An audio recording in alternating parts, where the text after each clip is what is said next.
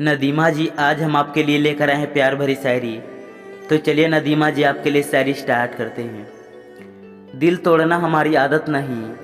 नदीमा जी, दिल तोड़ना हमारी आदत नहीं। दिल हम किसी का दुखाते नहीं। नदीमा जी, दिल हम किसी का दुखाते नहीं। भरोसा रखना मेरी वफाओं पे, दिल में बसा के हम किसी को भुलाते नहीं।